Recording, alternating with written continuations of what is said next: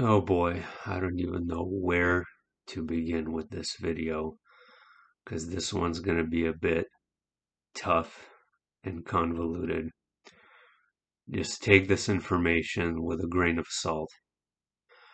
I am going to tell you this, that for years I've been wondering about the Prime Directive and this so-called non-interference policy with our spiritual evolution.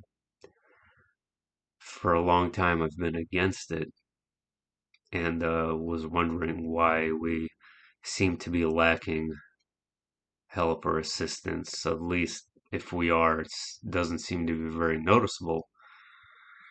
And now I realize that we got to where we are because of interference with our evolution, because that's exactly what happened. So, starting from a beginning, we had a pre-dynastic Egypt that existed prior to what you know of as Egypt. And these Egyptians were not the same at all. The ones you learned about, they used the pyramids that were built by the previous Egyptians. And these pre-dynastic Egyptians, they were responsible for building what is called the Garden of Eden. And this garden wasn't just a garden. It was specifically designed in patterns that are designed to create a sort of ascension-like energy to it.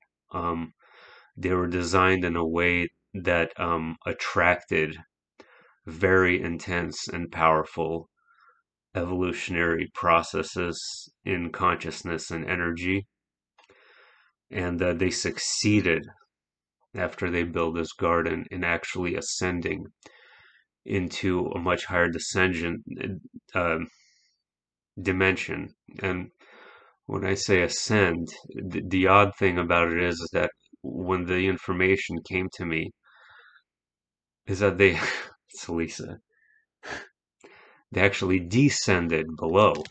Um, and they're inverted below us, upside down. But here's where things get super strange, is because they ascended into a much higher dimension, and to access that dimension, they went through our sun, inverted upside down back into our Earth in a different plane. So perceptually speaking, they are in an inverted plane, but in a higher dimension. I'm just gonna let Lisa make some noise because she's Lisa. Right, Lisa? Yeah. So, okay, anyway. Um, so, um, oh crap, I gotta get back on track. So, they created, a higher version of their own garden in this other realm. This other realm does have what we think of as time or patterns of time, but it moves monumentally faster than our perception here. So as I stated in previous videos, if 5,000 years were to pass here, from their point of view, maybe 30, 50 years would pass for them. There's a huge time dilation and distortion between our realities. So these beings, and I'm not entirely sure they're human or exactly how many years ago this was. I can't tell you an exact answer. All I could tell you is that they ascended out of the earth or descended into a higher plane of existence by the use of essentially their own spiritual evolution in conjunction with the creation of these very perfected heavenly gardens arranged in very specific ways to create greater probability of ascending. So what they did was that they created an even greater garden in their plane, and what they did was that they created these trees, and these trees are, just a second. These trees that they created were crystalline form thought processors. Now, when you think of the Kabbalah tree of life, you think of these nodes, they're called the Sephirot, right? And these Sephirot are names of angelic hosts, except these were literal trees. And these nodes are consciousness nodes. So they are like transponders that give off signals that even higher dimensional beings are able to pick up on, and they're able to transmit frequencies back and forth through these, crystalline patterns on the trees. So they're living trees. So they're creative forces. So they influence consciousness, right? So you have these living trees that are like transmitters of masses of collective consciousness information. So let's just say each of these nodes is a specific expression, or let's just say that one of the nodes is aligned to a specific planet, which harbors its own unique expression that then gets transmitted elsewhere. So these trees were basically frequency transponders telling higher dimensional entities, hey, we're here at this garden and we would like to communicate so that we could help each other evolve. This is how I think the universe works. Or we try to create these unique and interesting, connections with each other. Um, like the brain, like the synapses in the brain fusing together. And all was well when they communicated with, call them angels, whatever. I don't know. Who cares? Higher dimensional beings. Um, Basically, they became an open target um, when they did something with these trees, with one specific tree.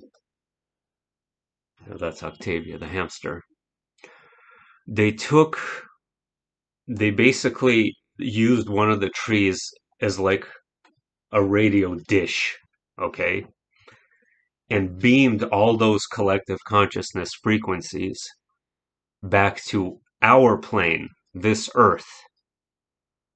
And in order to try to interfere and influence our collective consciousness here and our spiritual evolution. And it was going well for a while.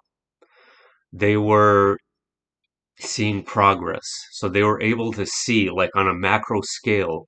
So these trees were also like magic balls, so to speak. Or not only were they able to see progress, they were able to see countless potential futures as well. So they were seeing progress until something happened. And that's where Osiris comes in. And Lilith. Now Lilith was sort of like the head arborist or the head gardener in the Garden of Eden. She was the queen of the garden who had the highest consciousness and had the most knowledge as to how to correctly align the frequencies in these living systems, these crystalline living systems. And it's not just trees, there's other things that they would grow and create. that were life, that were infused in thought form processing. So what is reality made of? Fundamentally, it's made of thought and form.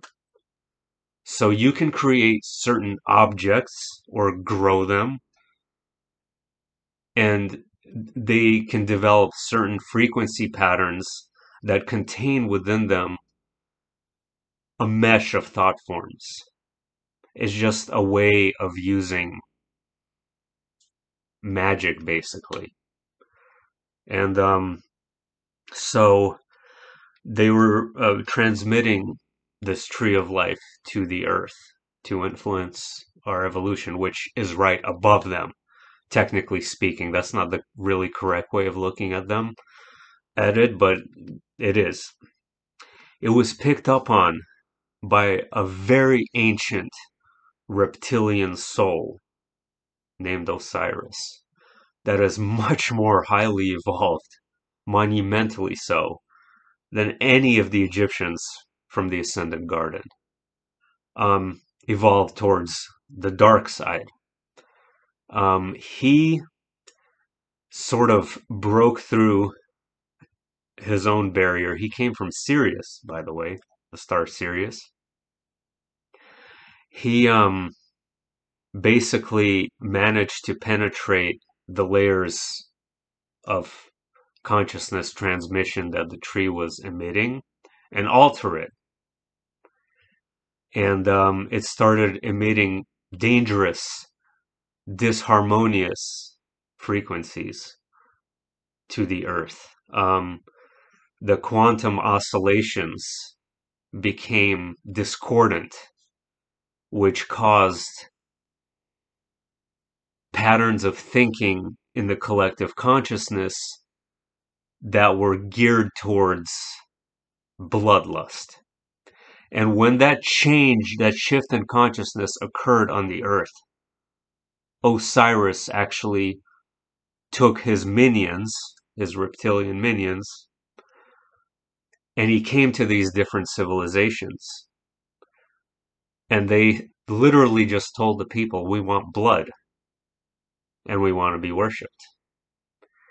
And because their consciousness was altered and distorted, and these thoughts were coming in that were never coming in before when there was a harmonious frequency being played, they readily agreed to give Osiris and his minions blood, but he did more than that.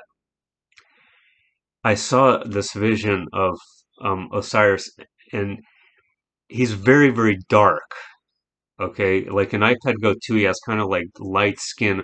What I was seeing was a very, very dark being.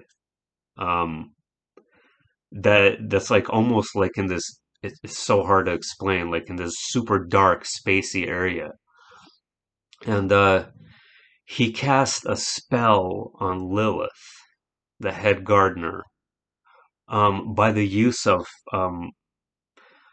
multi-dimensional or decacubes of some kind. I don't know what they were exactly, but they were mathematical in shape. And he sort of imprisoned her mind because she's the most powerful consciousness in this garden. He imprisoned her mind to where she now wants to bring more blood to him now. Now, this blood, okay, I don't want to get into, what do you call it? Adrenochrome. It's not that. It's not. This is something that is beyond our understanding why these entities would need the blood. It is of a higher dimensional nature. It is like perhaps an energy farm, like some of you already know very well about, where they use this blood to transmute energy into something that they use for. And so then began the cycles of blood and war and blood and war and blood and war. And the planet being on essentially a normal course of evolution, um, being it was a sort of Garden of Eden itself for a while until everything became kill or be killed, essentially. And the current cycles of nature as we know them became prominent in the means of survival.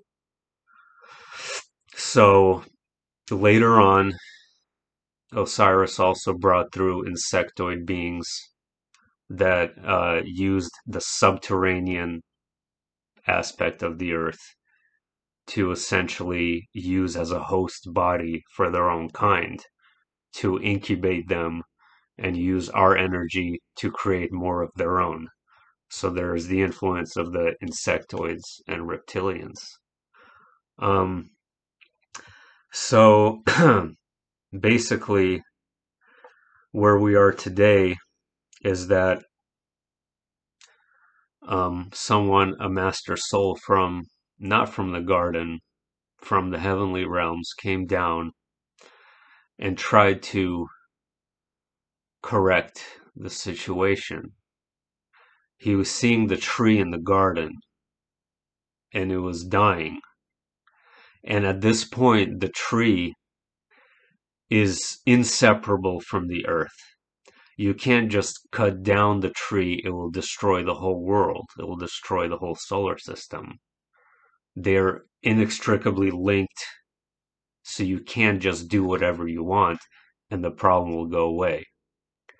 So these crystalline, I was literally seeing a vision of these, what were once brilliant, bright crystals emanating this beautiful, oscillating, vibrating energy, were now emitting this bloody, almost looked like blood itself that was coming from the tree.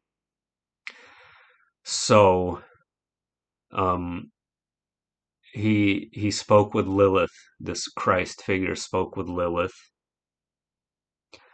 and they basically challenged him, Lilith and Osiris, and there's others. Akhenaten was there. There were others. Even though he was an Egyptian pharaoh, that name Akhenaten was stolen from the first Egyptians, the pre-dynastic ones. All those names were stolen from the first ones that went to the garden.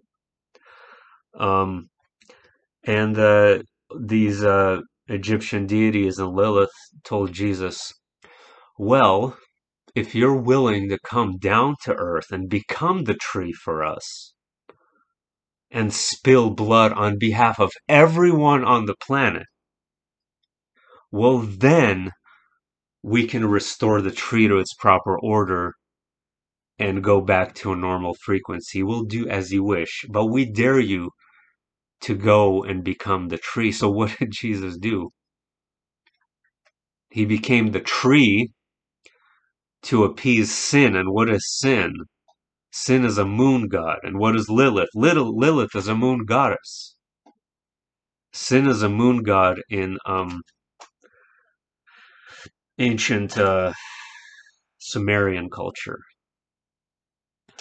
So he went down to earth to appease Lilith of all the sins of the world to be brought unto him, to present these beings. So Osiris is actually the devil. Okay? He's the devil. So he tried to correct the situation by bringing himself as the ultimate sacrifice to them. And what happened? He was betrayed.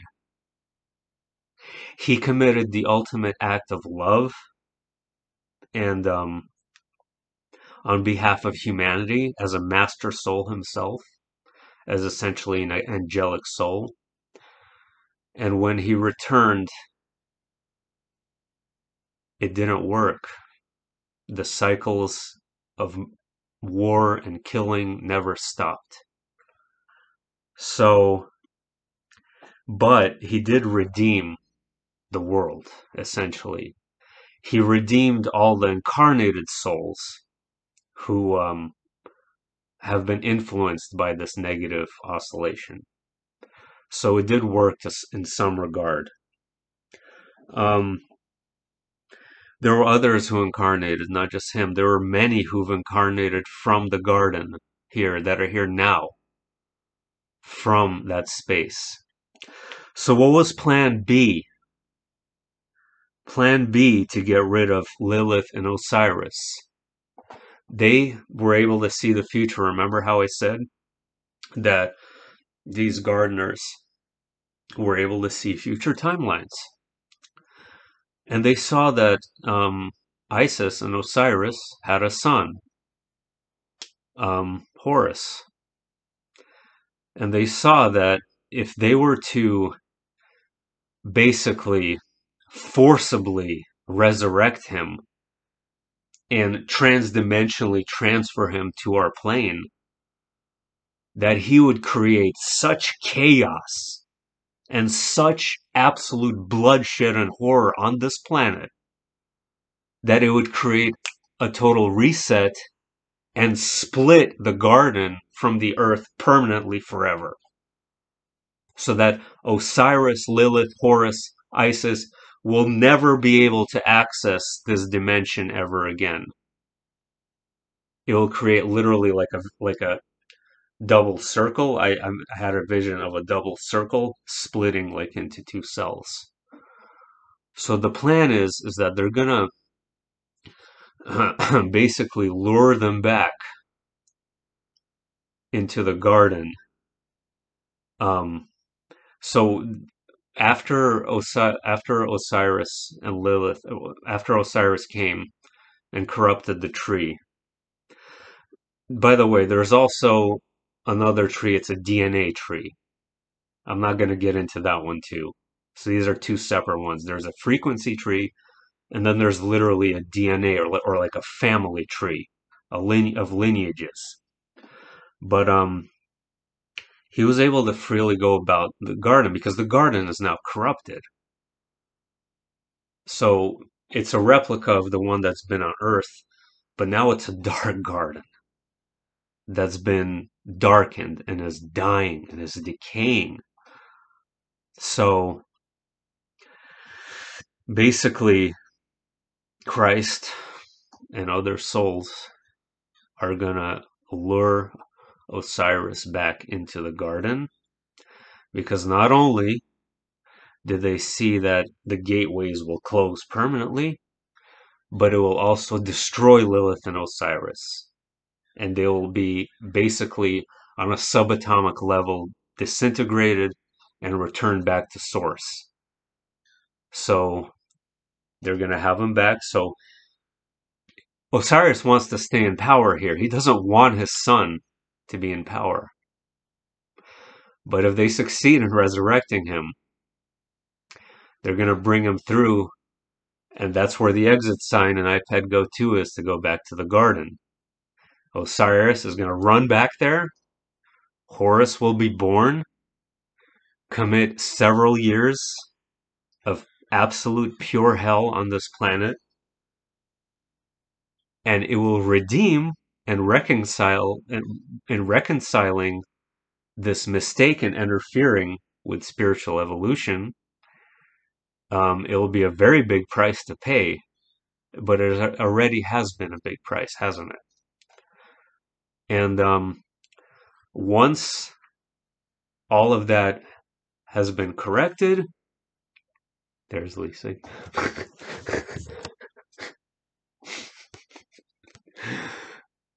I'm just going to finish the video with her. Once that has been corrected, the two gateways are going to be completely closed off. And Horus is going to remain in whatever is left of this earth, which won't be much. Because once he births out of the sun, it will become like the Soundgarden song, a black hole sun. This will become a very dark place. It's going to be recycled. And the souls that are here will jump to the future. A timeline where this never happened. A timeline where there was never any interference that took place with frequencies or consciousness. You're supposed to allow a planet to unfold naturally. No matter how strange or even bad it is. If you interfere, you become a target. If you're transmitting frequencies, you become a target for other entities to come and take advantage of that.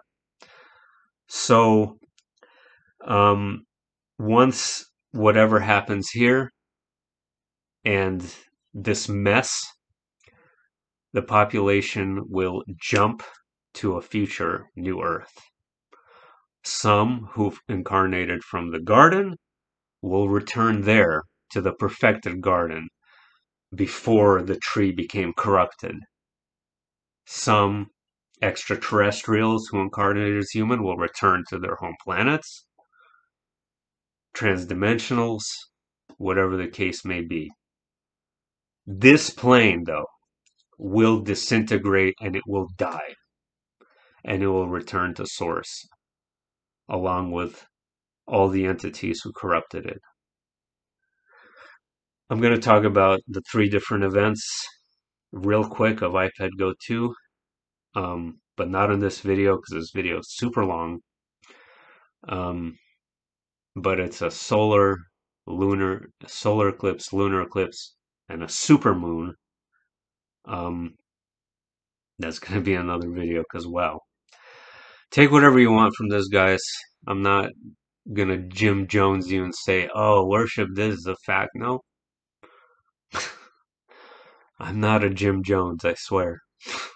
All right. Take whatever you want from it, guys.